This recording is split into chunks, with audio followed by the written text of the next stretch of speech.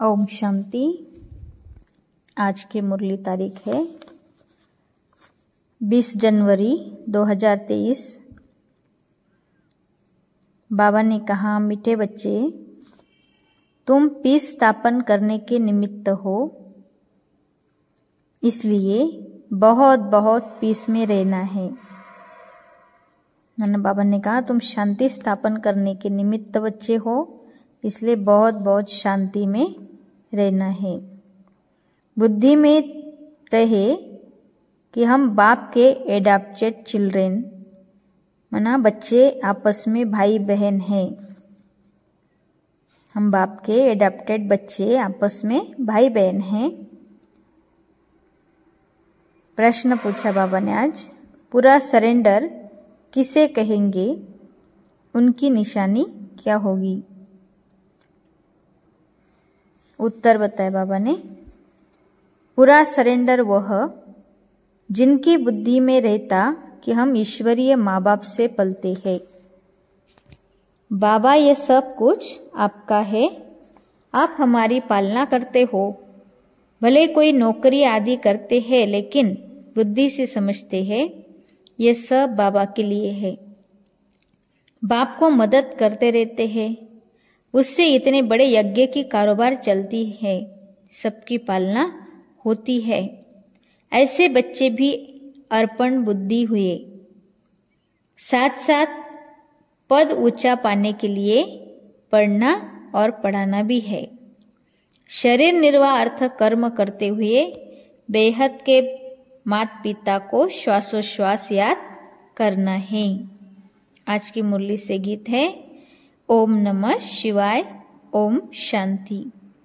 यह गीत तो है गायन, वास्तव में महिमा सारी है ही ऊंचे ते ऊंचे परमात्मा की, जिसको बच्चे जानते हैं और बच्चों द्वारा सारी दुनिया भी जानती है कि माता पिता हमारा वही है। अब तुम माता पिता के साथ कुटुंब में बैठे हो।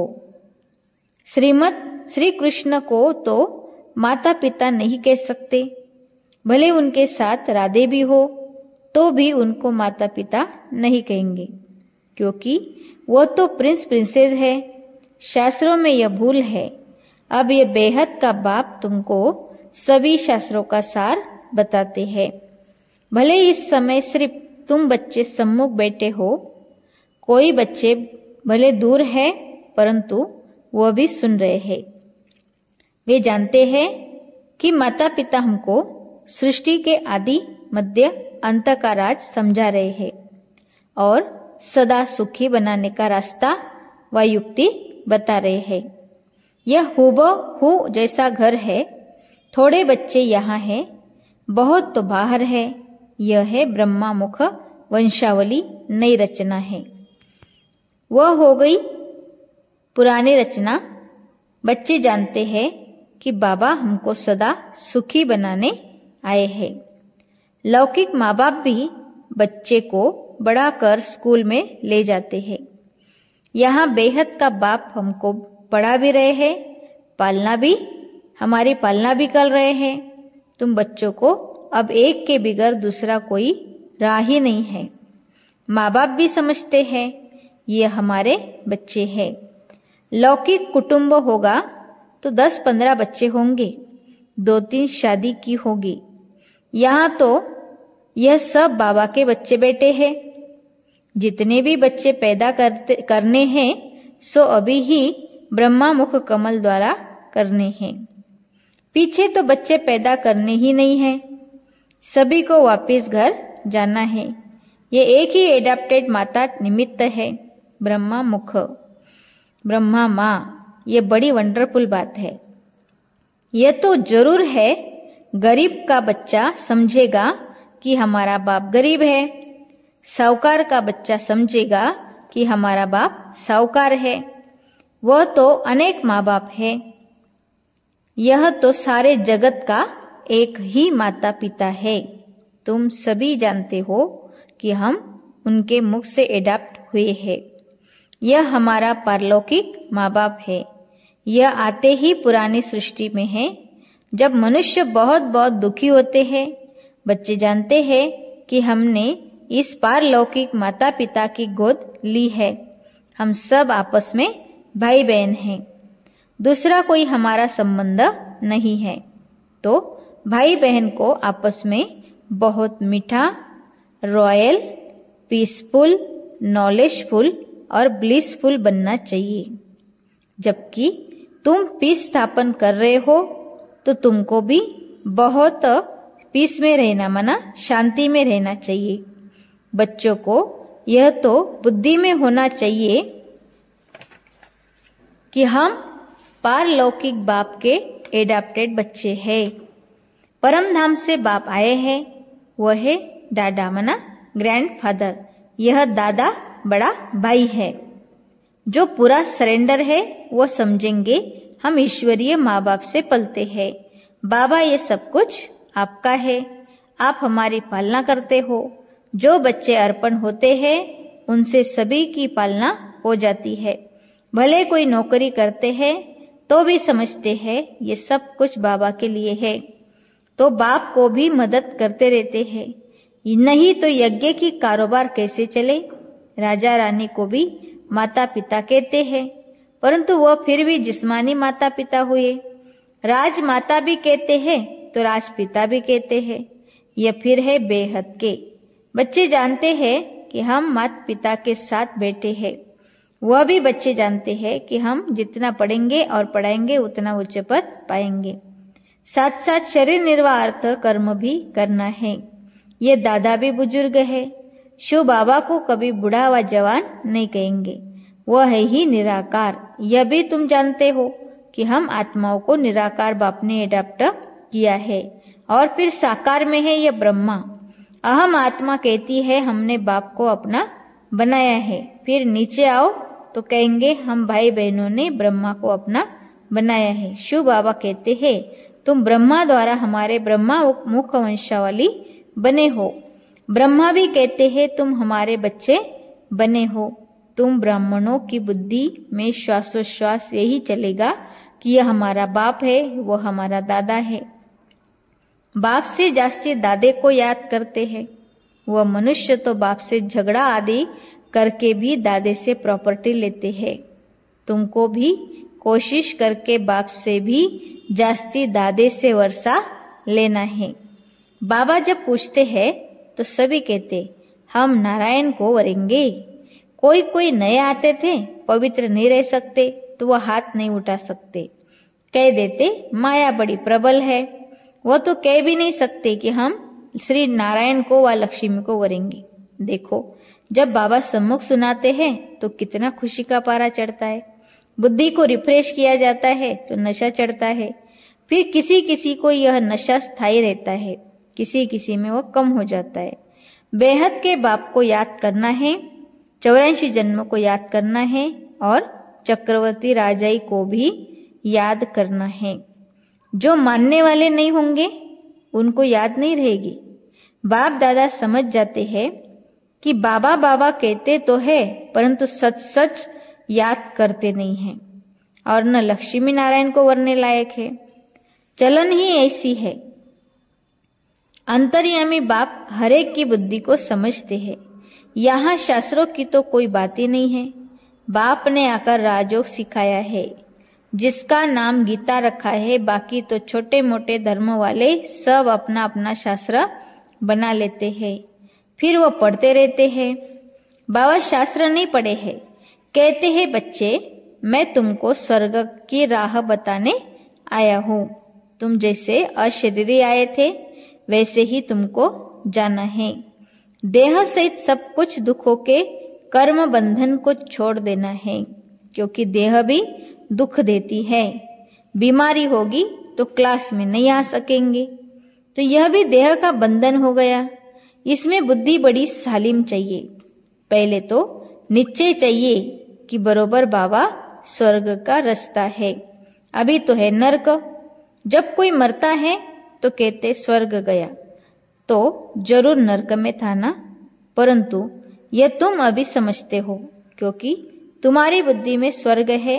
बाबा रोज नए नए तरीके से हमें समझाते हैं, तो तुम्हारी बुद्धि में अच्छी रीति बैठे।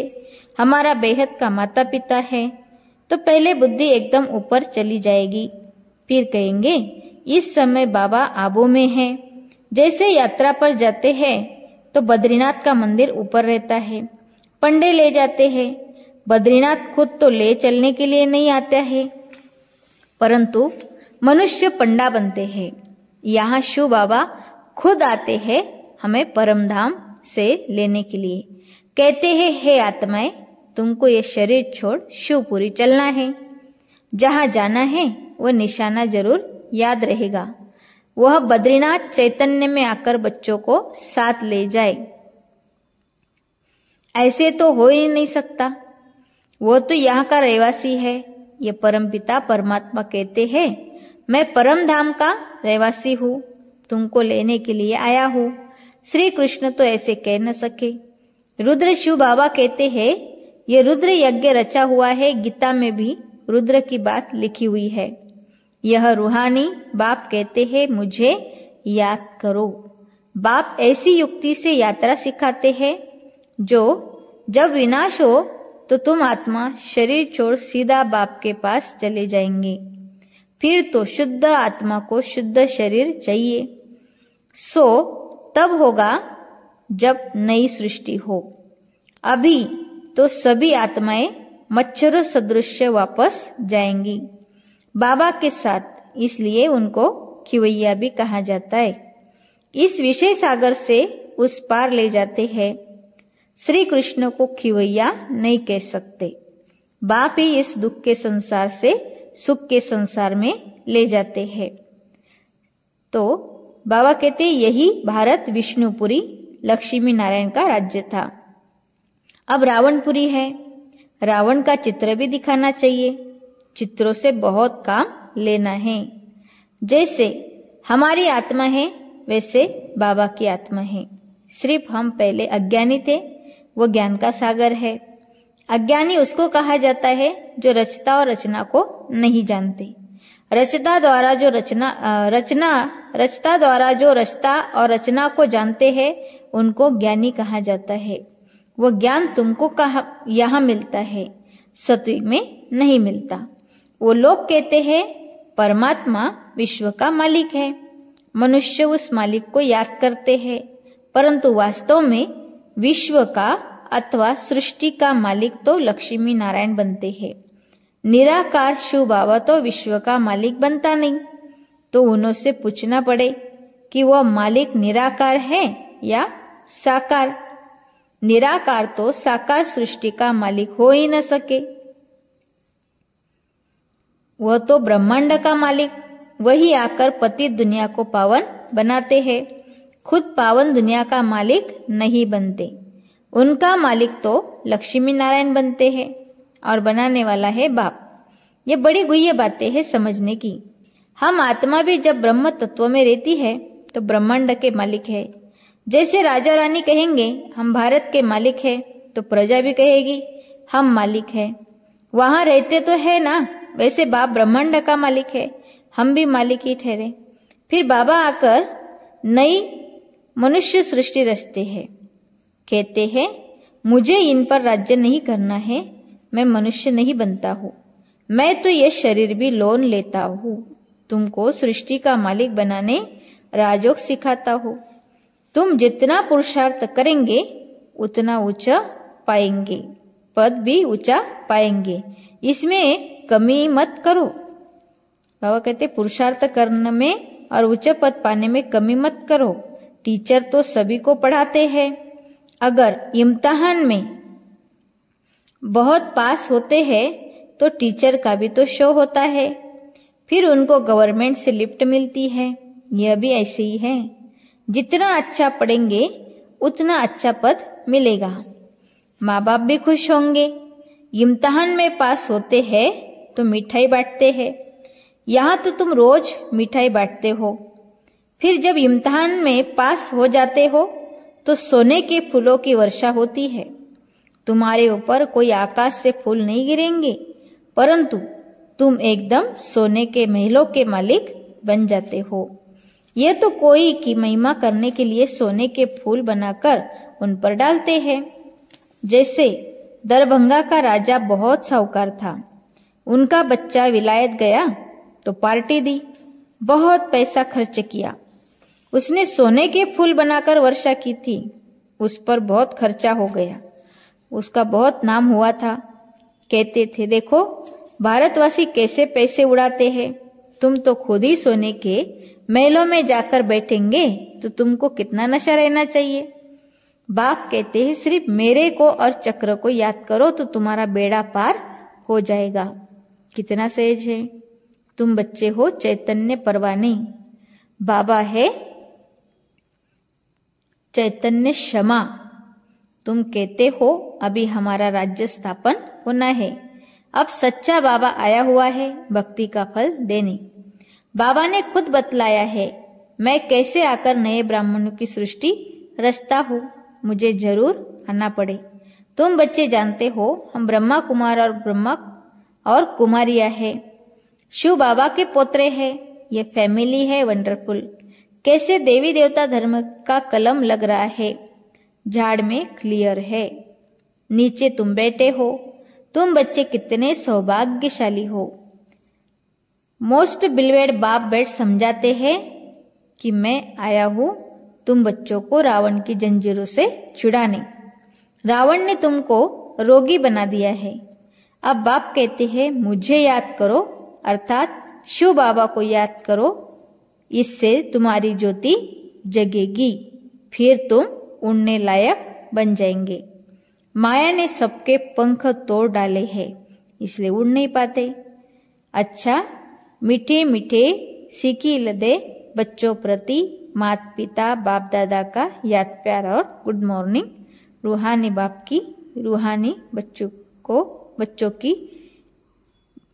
रूहानी बाप की रूहानी बच्चों को नमस्ते। हम रूहानी बच्चों की रूहानी माता पिता बाप दादा को याद प्यार और नमस्ते। ओम शांति, शुक्रिया, थैंक्स बाबा। धारणा के लिए मुख्य सार, पहली पॉइंट, बुद्धि को सालिम बनाने के लिए देह में रहते देह के बंधन से न्यारा रहना है। बुद्धि को सालिम बनाने के लिए देह में रहते देह के बंधन से न्यारा रहना है। अशरीरी बनने का अभ्यास करना है। बीमारी आदि के समय भी बाप की याद में रहना है। दूसरी पॉइंट बताई, पारलौकिक माता पिता के बच्चे बने हैं, इसलिए बहुत बहुत मीठा, रॉयल, पीसफुल, नॉलेजफुल और ब्लिसफुल रहना है और पीस में रह पीस स्थापन करनी है। प्यारे बाप दादा का वरदान है आज, रूहानियत के साथ रमणीकता में आने वाले मर्यादा पुरुषोत्तम भवो। रूहानियत के साथ रमणीकता में आने वाले मर्यादा पुरुषोत्तम भवो। मैं मर्यादा पुरुषोत्तम आत्मा हूँ। विश्लेषण में बताया बाबा ने, कई बच्चे हंसी मजाक बहुत करते हैं और उसे ही रमणीकता समझते हैं। वैसे रमणीकता का गुण अच्छा माना जाता है, लेकिन व्यक्ति, समय, संगठन, स्थान, वायुमंडल के प्रमाण रमणीकता अच्छी लगती है। यदि